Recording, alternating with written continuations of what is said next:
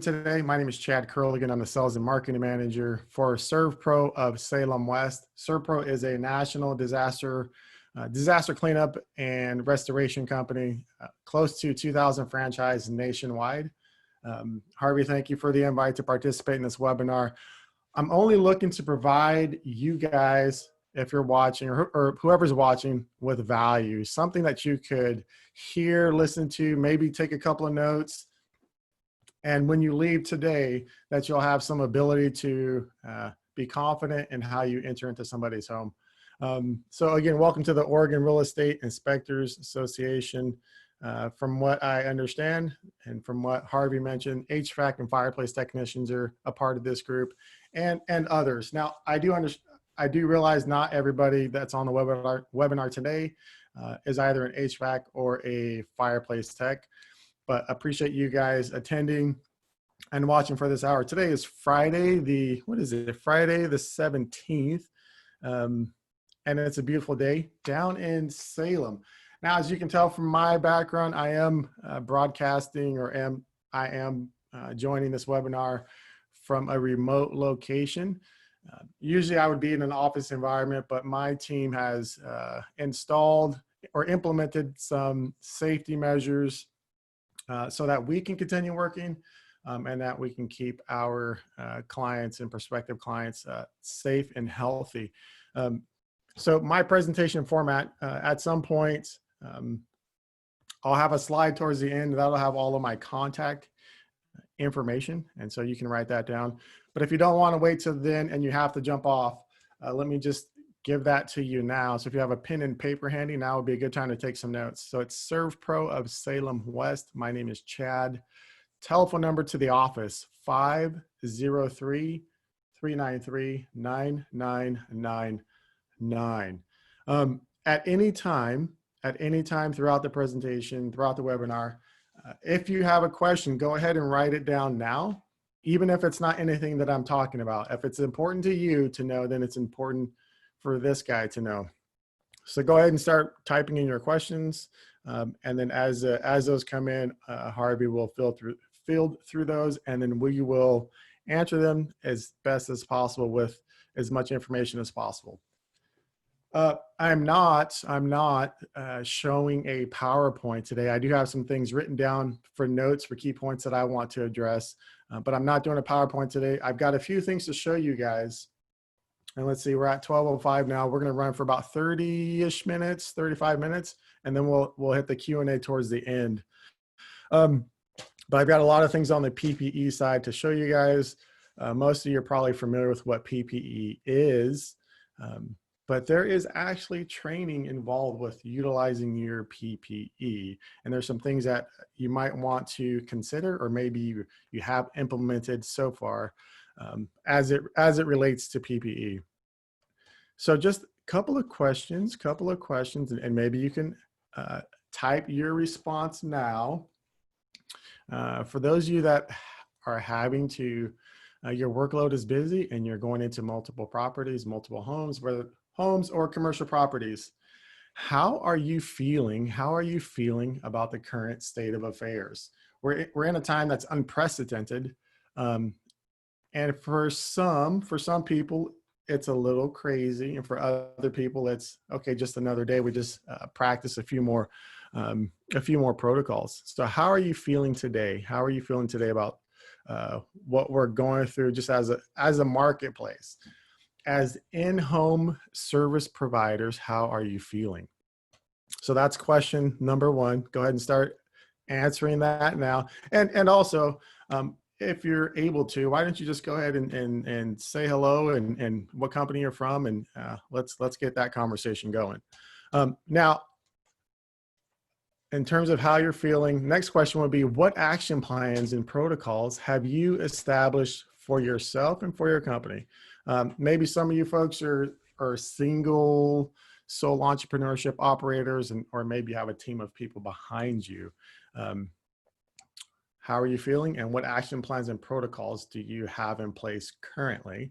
And a sub question off of that, number two question is your plan written or is it just something that you've got caught up in your mind? And the reason why that's important, uh, the reason why that question is important is because if you're ever asked by some official governing body, hey, what is your protocol? What's your process?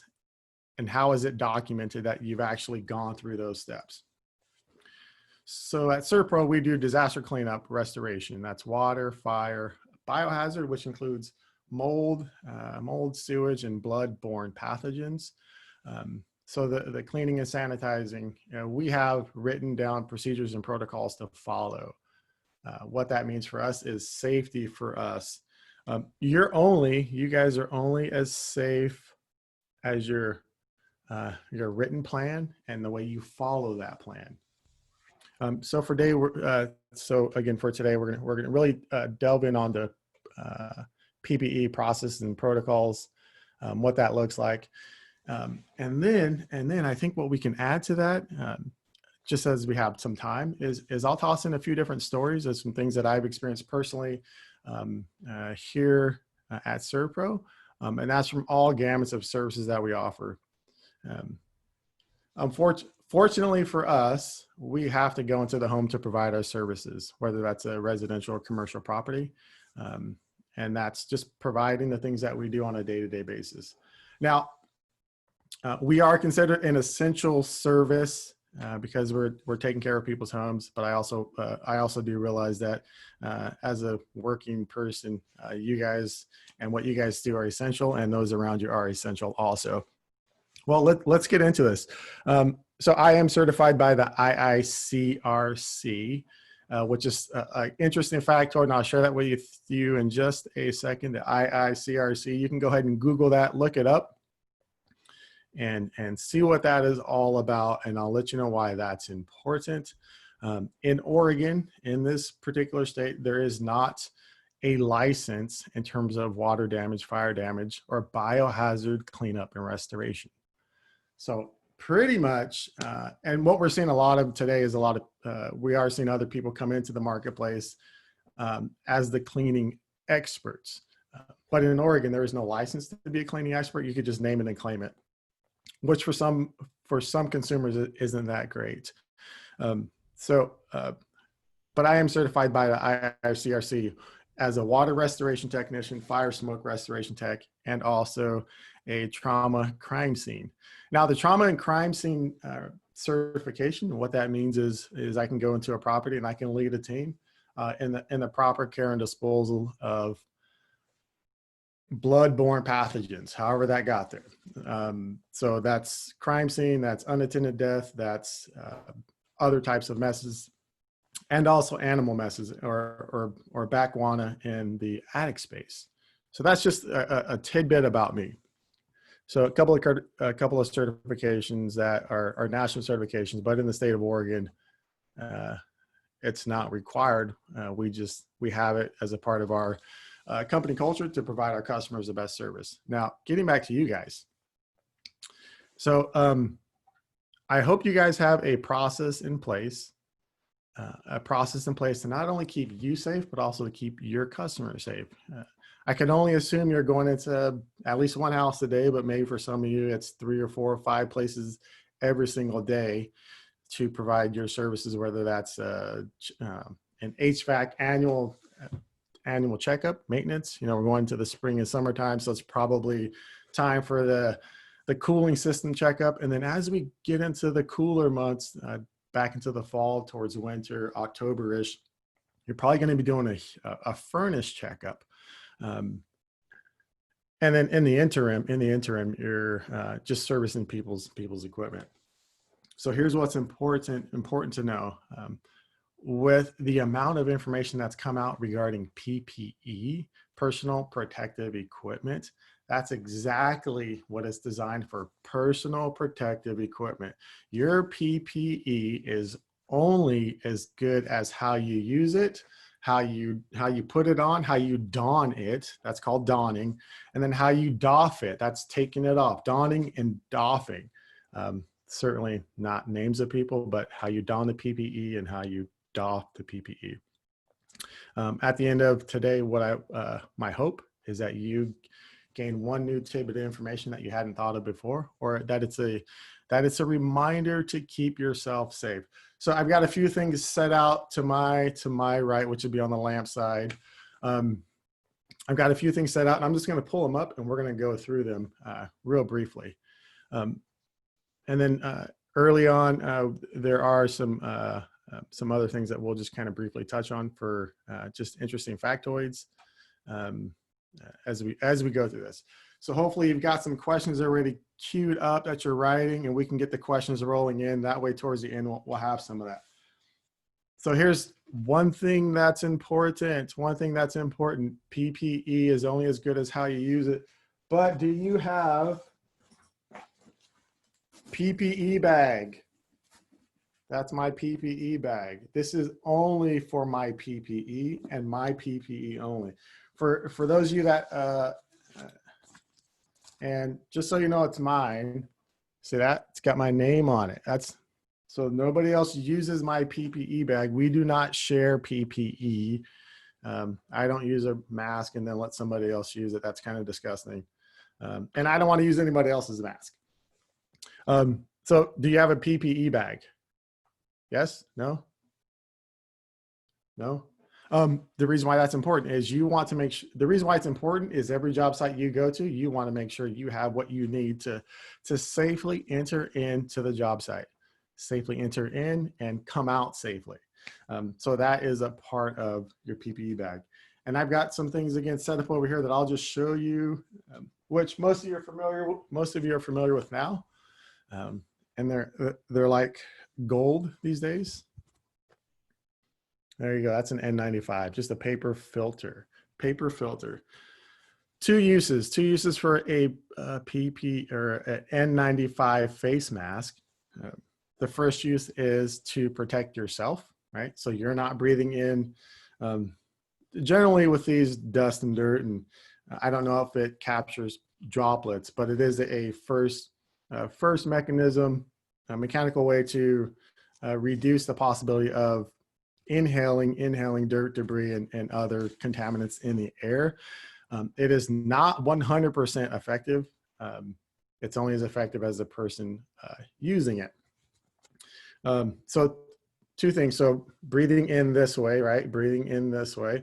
And also when you breathe out, if you're sick, then anything you breathe is captured on the inside. So in this way, inhale, exhale. So that's protection for you. Now, since you're going into people's homes, do you know for sure if the people that you're working with, if they have been sick, if they have symptoms, and we're not just talking about COVID, but just generally speaking, do they have any type of infectious, contagious thing going on that you possibly could pick up and walk out with? That's not what you want to do. So minimally, let's make sure you got one of these guys in your PPE bag, the N95. Can you reuse these guys? Can you reuse them? The CDC, you can get all the information from the CDC about this stuff. Yes, you can reuse them. So, but pay attention to that. Just make sure it's safe to reuse. N95. Now there's some other ones like these guys. These are called P100 cartridges. They're just little round disc, and they're called P100. These also filter in, filter what you're breathing in. And the device that they go on is either like this, which is just a half mask. So you'll put those on these little connectors right here, right there. That's where these connect to. And we'll just go ahead and demonstrate that for you right now. So that's how that's put on there. You see that? And then you just have one for the other side. So as you don your mask, whether it's a half face, which is called a half face, or a full face, as you put it on, you'll do a check. So you'll do an actual breathing check, because this rubber gasket around the outside, that's supposed to seal to your face. And the seal works if you're clean shaven. If you've got a pretty big beard, it's not an acceptable use of a half or full face mask. But you'll do a check, you'll put it on, and then you'll stop the airflow from coming in, and then you know if you have a good seal or not. So you're checking the seal on your mask. So N95, and then you have a P100. So here's something else about these things, and maybe people are a little more cognizant now and more aware now with just all the stuff that's happening.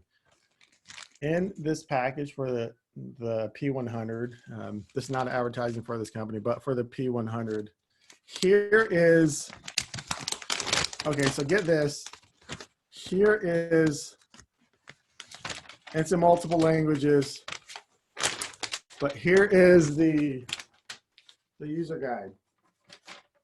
Like all the information you need to know, it's right there. And then on the back side, super tiny writing, it's got all of the different cartridges labeled and what they're labeled for. Why is that important? Well, you want to know how to use it, number one. And if you use any product in a manner that it's not designed for, you may be exposing yourself again. So let's not do that. So proper use of your PPE. Some of those cartridges, some of the filter cartridges, they have a couple of different things that they help filter out. For some, it's dust, mites, little tiny particulates in the air. And for others, it's an odor. So you've got that going on. So it filters out dust or it filters out odors. So if we get to kind of taking a step back, if you haven't written this down yet, write it down now. What's your action plan and what protocols do you have? You want to make sure that you have a written protocol. If you're sending employees out to a job site and you want to protect them, make sure they know how to properly use PPE. Do not assume that they know how to use it just because you told them. You need to have a training for each of your employees how to properly use PPE. Here's why. If they get sick, did your company properly train them? Were they properly trained by your company to use PPE? Now, I'm not a certified instructor. I just use it for my own personal protection because I want to be safe and I don't want to I don't want to contract or get sick from breathing in any airborne particulates. So let's kind of move over into some scenarios and kind of, if we can just walk this out and walk this through, and maybe we can kind of build a storyline here that's, excuse me there, maybe we can build a storyline of what your day might look like. I can only assume for the HVAC technicians, and I'm just jostling my notes here, but I can only assume for the HVAC technicians, on a really slow day, you might go into one house.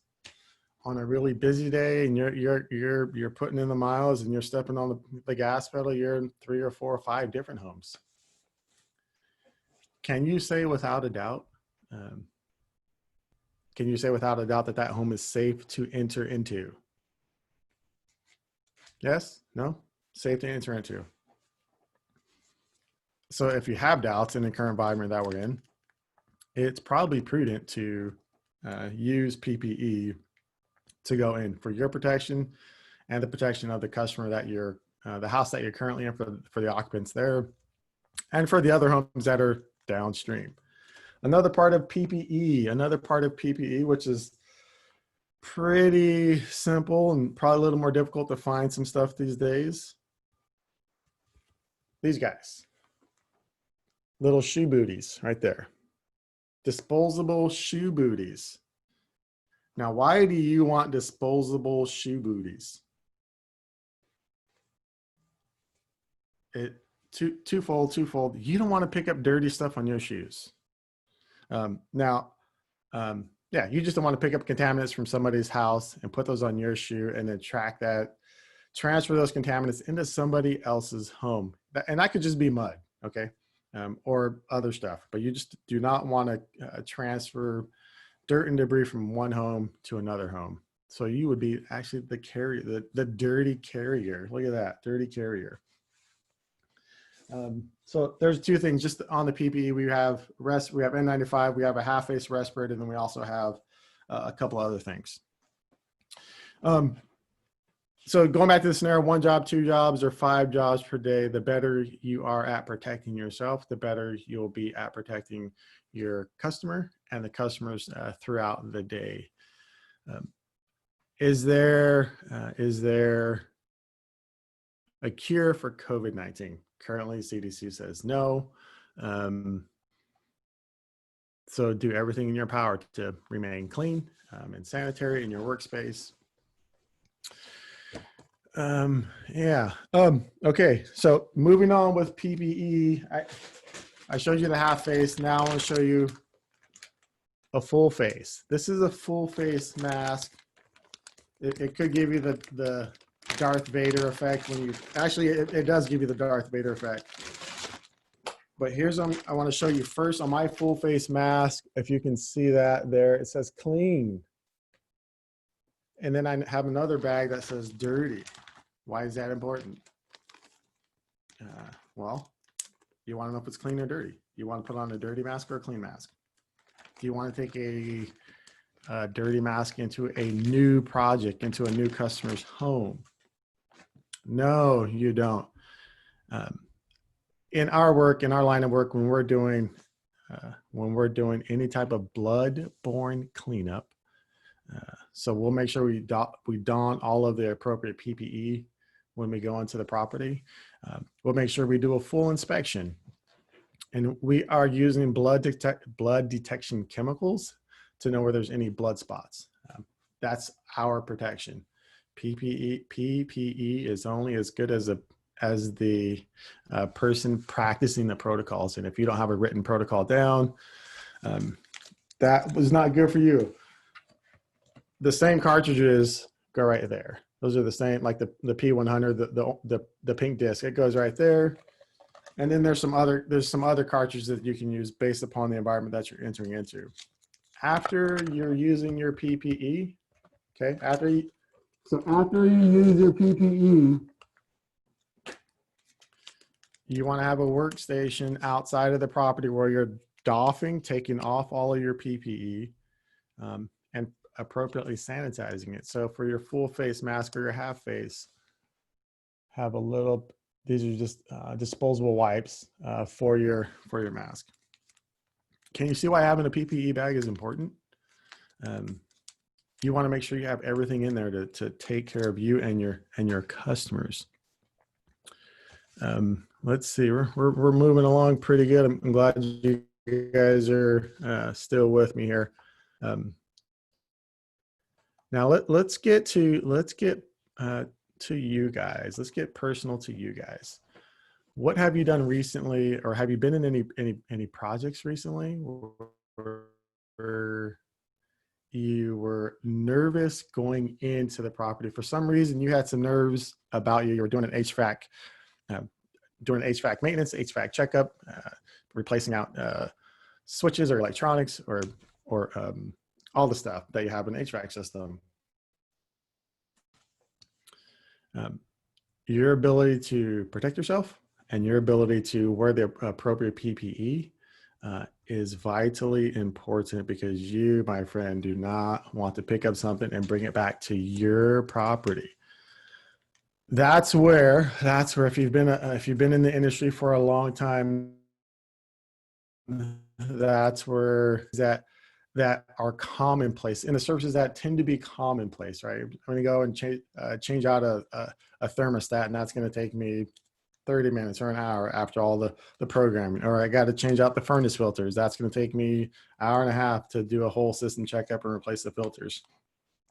It's the things that we find common.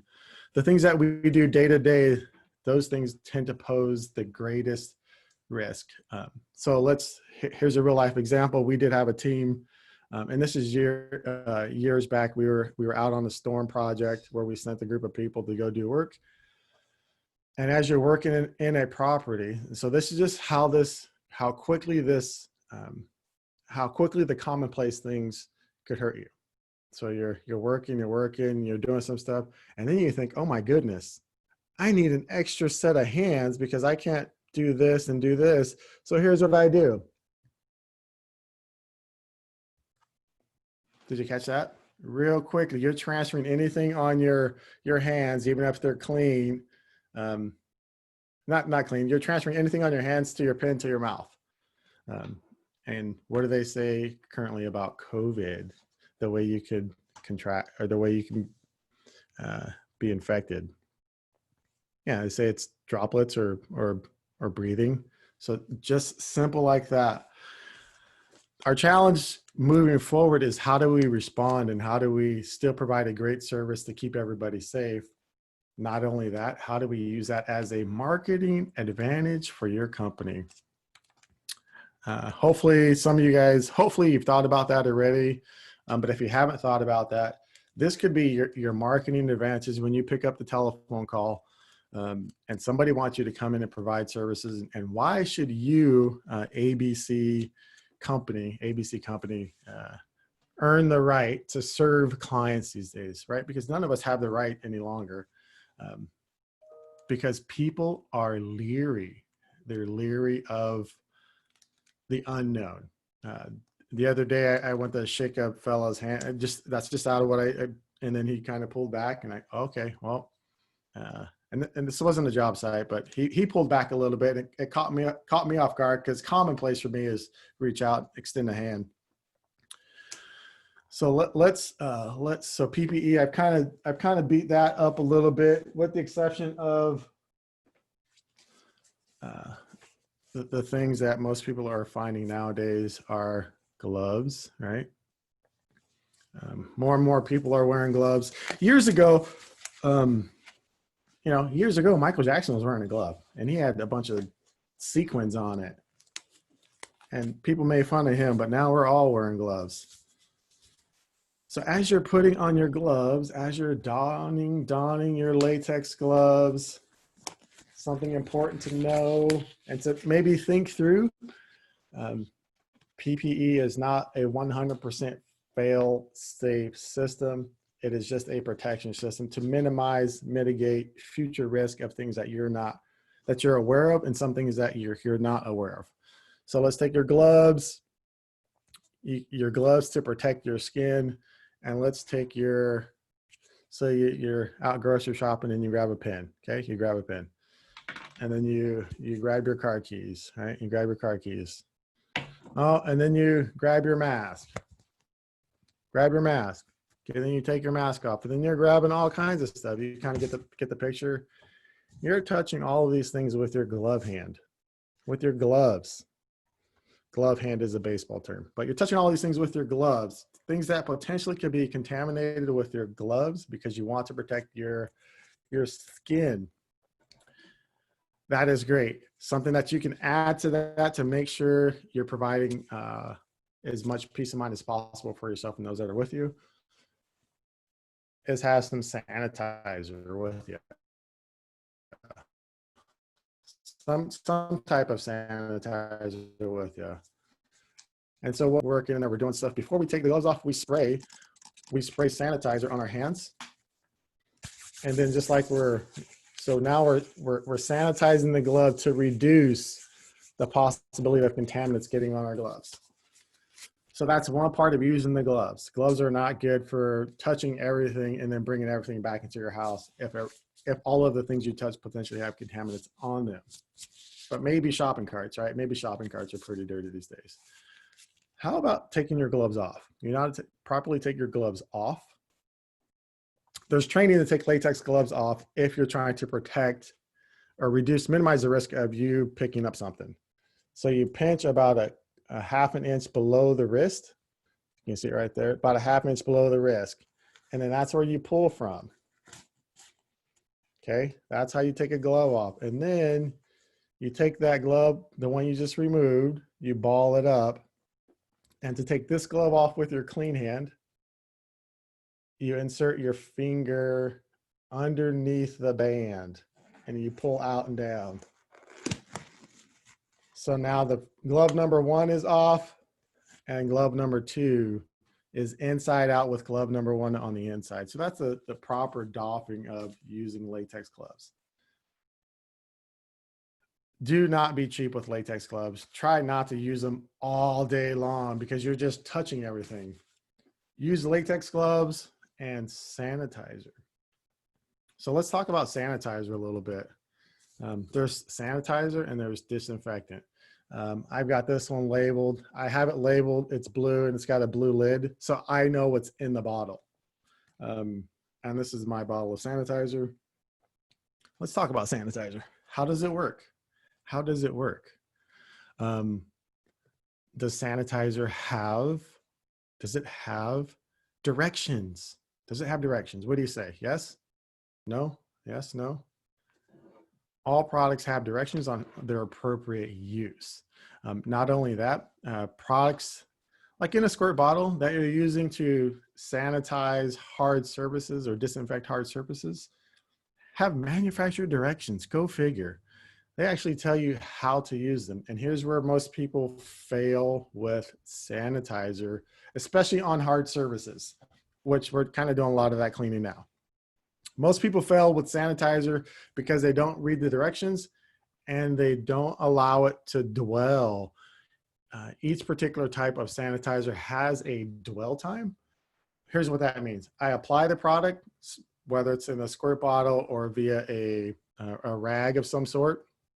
I apply the product and you allow the product to dwell on the surface.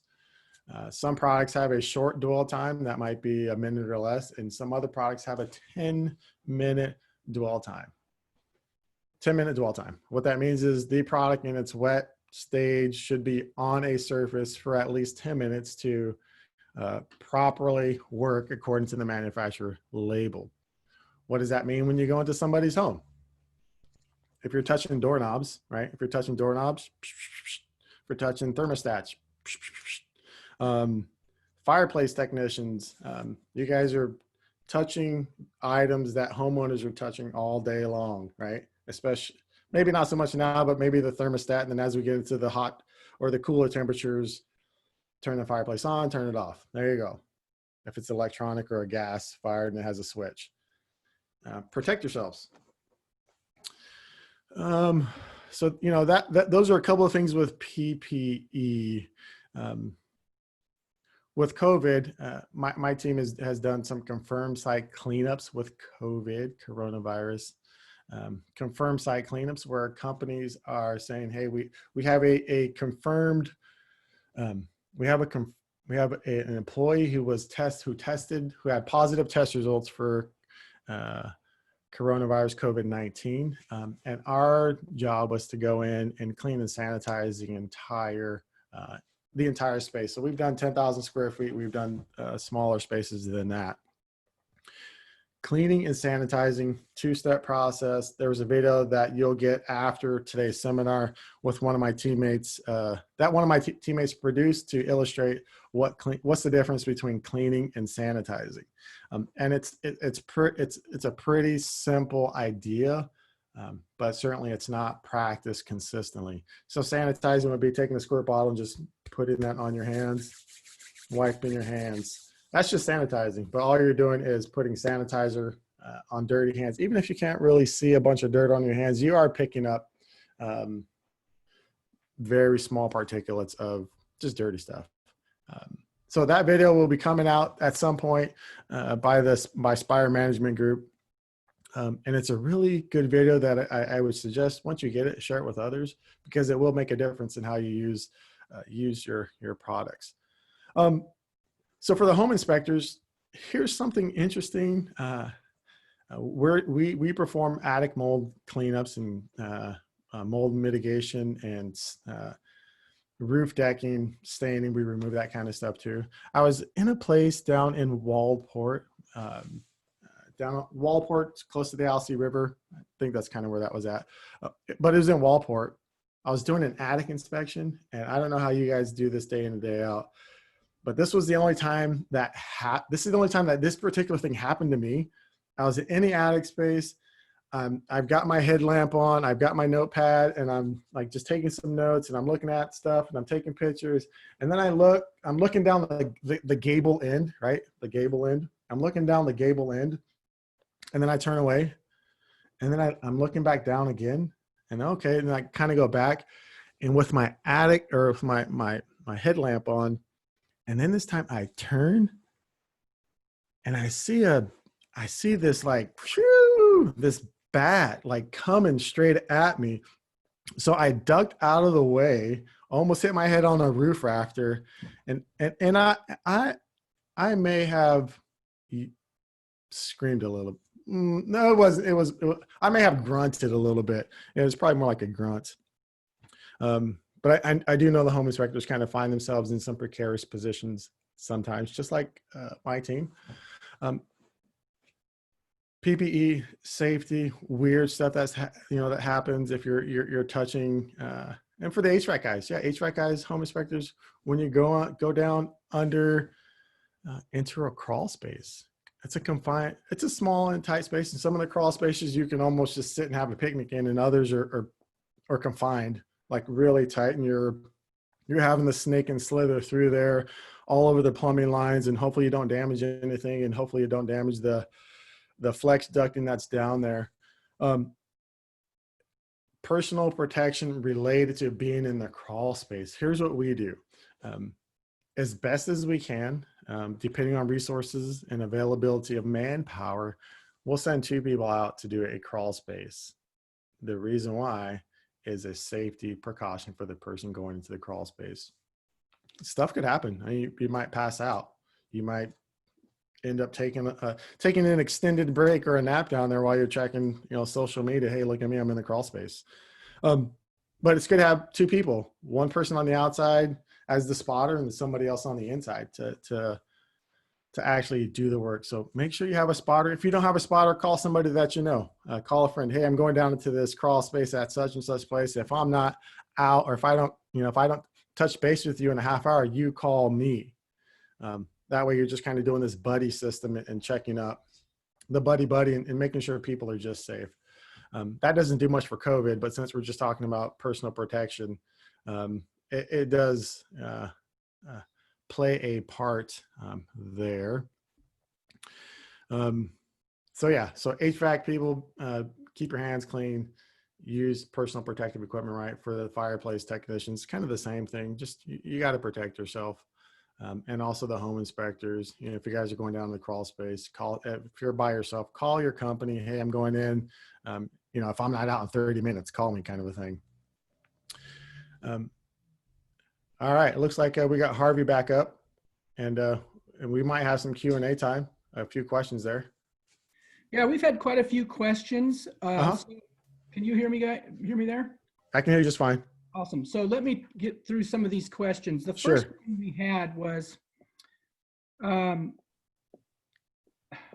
question was, what should a company, if they have a standard letter that they send to their customers about entering their homes and being safe and stuff, is there some standard language? Now, I'm asking you that question, but we did get a really nice response from Bruce Theed, who is a home inspector, who provided some of the language from his letter that he gives to customers. Do you have any advice about that, Chet? Oh man, that's great. So this might be a little bit long answer, but I think I think the question deserves a little bit of a buildup. Okay. So Serpro being a national company, Serpro Corporate, Gallatin, Tennessee, they drafted a letter for all the franchisees in terms of how do we approach a workplace safely. So that's kind of a 2-part thing. Number one, communicating to our employees, our whole entire team. Here's what we're up to. Here's what we're about. Here's how we're going to keep us safe. And here's how we're going to keep you safe. So we have the communication. And when calls come in, for customer calls, we do have some verbiage at the office that they'll communicate to the customer. Okay, it would go something like this in an abridged version. Hey, Harvey, thank you for calling us. We'll be glad to help you. Hey, by the way, when we show up, we're going to be wearing personal protective equipment. And we'll be wearing personal protective equipment with the N95 mask, and maybe some other things. So that's the one question. The second question is, hey, Harvey, since we are coming to your house in the current state of affairs, are you aware of anybody in your house that may have some symptoms? Now, people can answer however they want to answer it, but we need to make sure we're asking the questions so we know as much as possible before going in. Yes, I was going to have to ask that question as a kind of a follow-up. Are you allowed to ask the homeowners if they've had a case of COVID-19 in their household? Is there some kind of rule about that? I mean, what are you allowed to, I mean, Well, I don't know what the official, like, if there is any legalese involved in it. I don't have an answer. People, we're not doing an employee interview. We're asking a customer that's going to be paying for services. And they can say whatever they want. I mean, they could say yes or they could say no, but we're going to ask. I mean, we're in unprecedented times. And so we're not going to assume everybody is, the whole thing of asymptomatic, that everybody is either well or is not asymptomatic. okay. So we do have a letter, and we have verbiage over the phone that we talk to. Okay. Okay. So going to another question here. We got a question about N95 masks and P100 cartridges. And the question was, are homemade masks as effective as an N95 mask? And second part of that, what else does P100 cartridge protect you against? Is that really the standard to use in this case? Well, maybe that's a two-part answer. So anything covering your respiratory area is better than not having something. Is that as effective as, something that's designed? I don't know. I don't know what the studies are on that. But anything that provides protection for you is better than not having something. I do realize the availability of these guys, the N95s, are just really super hard to come by, and they're really, $6 for a piece of paper. It's not just paper, but that's, what these are going for, $6 or $7 now. So, and they're just hard to come by. So yeah, something is better than nothing. Is it, equal to an N95? I don't know. Is it equal to a P100? Probably not a P100. Probably not. The N and P, those have different meanings. It's kind of a standard for face mask or cartridges. So N is going to be for your dust, and then P is going to be some ability to prevent oils from coming through. Okay, kind of related to that, is there any particular protocol for cleaning masks? Let's say starting from just a homemade one all the way up to an N95 respirator. Is there a protocol with that? Well, if we take this guy, the full face, unless you got a pretty good 3D printer, you're probably not going to make that in your bedroom, right? But as far as cleaning, you want to use a cleaning product that's designed. So this is a personal respirator cleaning pad. So you want to use stuff that's designed for it, because the rubber seal, there's a rubber seal, and that's what provides, air from coming through on the side. You don't want to damage the rubber seal, because once the seal is damaged, then it's not protecting you. Was that? Yeah, I think that probably answers that. Help kind of answer that. Yeah. Let me dig down to some more questions here. Sure. Hey, and by the way, I think this is great that you guys are again doing this and providing an ability for the folks that you support to get some training. And there's lots of other training, and there's obviously certified trainers, but I will say, Harvey, if you're not able to hire a trainer, read the directions. Okay. Yeah. Read the directions. Read the manufacturer directions. That's a pretty good place too. Okay. All right. So another question was, what is your spray sanitizer recipe? Is that a custom fit Spray. to you, or is that a secret sauce of ServPro? So as far as we go, we use some proprietary ServPro products that was developed by, we have an in-house scientist and he develops all the products that we use. Um, as far as the actual recipe goes, I don't know it. And speaking of recipes, here's something that's important to know. Mixing different types of product together may not be good uh, for the person doing that unless you have an understanding of how cleaning products work. Um, in some scenarios, you could be creating a super hazardous gas byproduct as you're mixing two different substances. And, that could certainly kill somebody.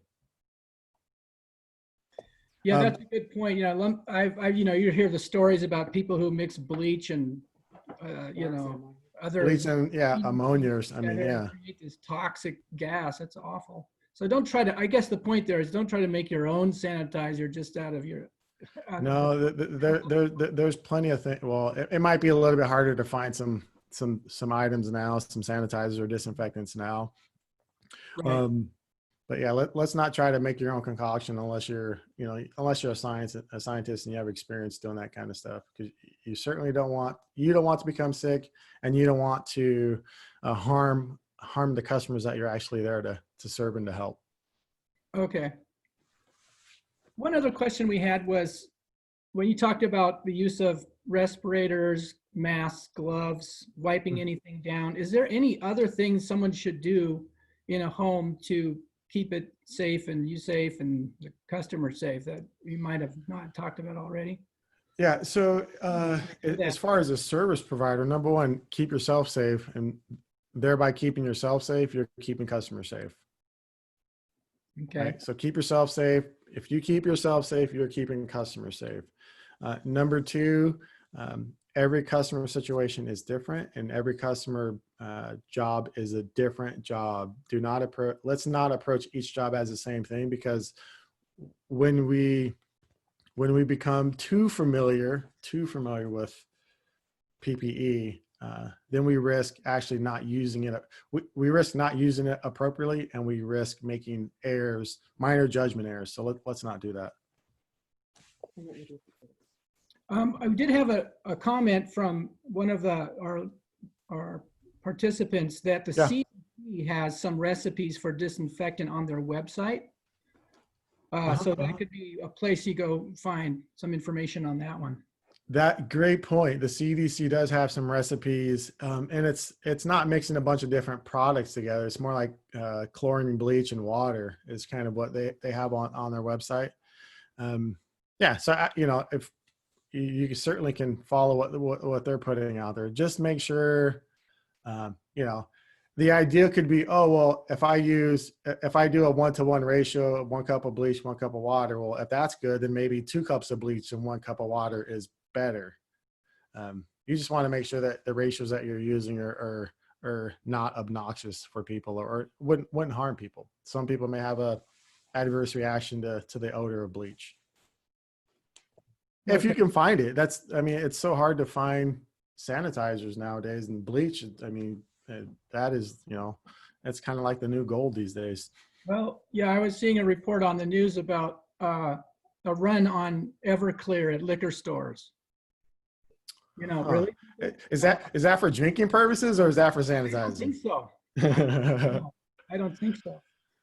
I guess, with that, there's a distiller here in Salem that, they were giving away some of their product as using that as a sanitizer. And again, I really can't speak to that and the effectiveness of that. So ServPro, we've got some stuff, and we're trying to make some small sanitizer bottles for hard, non-porous surfaces. So Harvey, if it's okay with you guys, for the people that jumped on the call today, we'll send out some sample 8-ounce bottles of some sanitizer, and that will only be for hard, non-porous surfaces. That's not a hand sanitizer. Yeah, so that's not a hand sanitizer. But yeah, for Okay. those that are on the call today, we'll put some of that together, Thanks just for an doing 8-ounce that. bottle. If any of you guys would like that, send me an address. I'm not sure I have that, but we'll follow up with everyone. We have emails and stuff, so we'll get some follow up on this. So I have another question. Someone Yeah. asked about foot protectors and whether you would recommend washing them or reusing them. So Are it they depends. disposable or what's the deal? Yeah, so good question. I think that's excellent. So these guys right here, these are disposable. So the way you would, I mean, they're just like almost like a paper filter. But these are generally to protect your shoes, right? These are to protect your shoes from picking up contaminants going into the house. For customers, it feels like you're protecting them also from not, maybe the dirt on the bottom of your shoes, but these things you throw away. Practically speaking, if you have the reusable booties, in between job sites, what you'd want to do with that, if they're reusable booties, if you do have reusable ones and they're made out of like a nylon vinyl type material or like a canvas type material, you would take your sanitizer, spray the bottom of your booties off. So these guys you throw away, the reusable ones, not practical to wash them between every job, but it is practical to at least have some sanitizer with you and spray them off. Okay. Well, kind of related to that, there was a question about, is there a way to safely clean gloves, rubber and cloth gloves? Or, I mean, like those latex gloves, are those pretty much one-time deal, or how does that? Yeah, so these latex gloves, you buy a box and there's, 50 pairs in the box. These are disposable. Do not save these. The reason why you doff, D-O-F, the reason why you doff them a certain way is so that they're all contained. Glove number 1 is contained inside glove number 2 that was turned inside out. So that's protection. So throw these away. Don't reuse these. Like if you use gloves to go, you'll see a lot of people using gloves to go to the grocery store. And they're touching everything. You're not really protecting. You might be protecting yourself for a little bit, but you're not really doing a good job protecting those around you. And have some sanitizer before you take them off. Spray your gloves down. Okay. And then take them off that way. Good one. We're kind of getting close to the end of this. If you Yeah. have a question, send that to us in the next minute or so we can address that. Hey, Harvey, is it okay? I'll just put up my screen, do a little screen share, and I'll have my contact information on the screen as well for those that may not have. Yeah. Okay. Go for Written it that. down. So I'll get this up right here. That way. There we go. So that's me. Serpro Salem West, located in Salem, Oregon. There's all my contact information. And the IRCRC. This is not sponsored by the IRCRC. That's just where I have That's who I have certifications through, as a water restoration, fire smoke technician, and a crime and trauma scene. Interesting on the trauma crime scene, the protocols to perform that service pretty much mirror protocols for any type of CDC COVID cleaning. Okay. I mean, I'm not COVID certified, but if you look at what the CDC recommends, and if you look at the certifications for the TCS, they mirror each other. Okay, there's one final question on how to clean. It may relate to your glove question, but how do you safety gloves but not latex? Is that a thing? Safety gloves, but not latex. Yeah, I mean, I guess the question is there a reusable safety glove that's not latex that could be used? I guess that's the gist of that. Well, maybe there is, I don't know. But maybe it's the idea behind the idea behind why you would use gloves to begin with. It's to protect your hands. That's why you'd use gloves, is to protect your hands.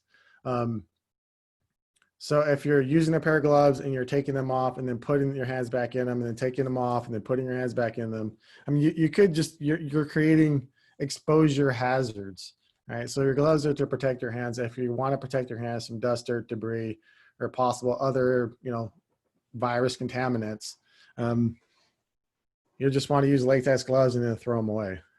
But something is better than nothing. If you have some reusable gloves that have like a slick kind of surface on them, and maybe you just haven't been able to find any gloves to use, leather gloves and using a disinfectant, probably not so good. But if you have a latex vinyl type glove, do what you can to protect yourself. But try not, little encouragement, try not to be super scared when you're going in, because I think as people become a little more scared and frightened of something, then they move forward and they perform the service in a scared way, which that could cause issues too. That could cause safety hazards there. Okay. Well, let's start to wrap this thing up. Sure. You're an optimistic person. What is your outlook for this whole thing? I mean, coming next few months? The COVID-19 virus. Yeah. Well, man, I don't say I want to get back to normal, but I just want to get back to living. Where people are shaking hands and they're smiling a little bit more and they're not so frightened and nervous. I'm not a doctor, so I can't really speak to the whole infectious thing. But I can say just from the Serpro side of things, as the amount of work that we're doing, it's kind of tapered down just a little bit. And it seems like because people aren't working, the concern at the office isn't there. Hey, somebody tested positive and we need to have our whole office clean and sanitized. So that's actually, that has gone down a little bit. As people go back to the office, maybe that jumps up a little bit more, where people are wanting to do a full office clean and sanitizing, which, by the way, real quickly, the cleaning and sanitizing, you'll see some organizations just coming in and spraying sanitizer in your entire office. That's one safety measure if you don't have the ability to do a full clean with a soap and water solution, which is what the CDC recommends. Soap and water first, sanitize after. But if you don't have the ability or it's cost prohibitive to do the soap and water, then just do the sanitize. Provide some level of protection, and that's a good way to do that. So the outlook, I want people to get back to work and get this thing going and behind us as best as we can and as safely as we can. Well, excellent. I think that wraps it up here. So Chad, I'd like to thank you for your presentation.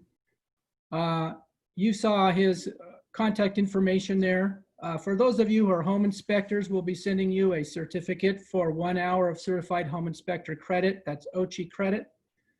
I'd also like to say that on behalf of Spire Management and to thank you, we're going to be sending a donation to the Union Gospel Mission in Salem, a charitable donation on your behalf, Chad. So thank you.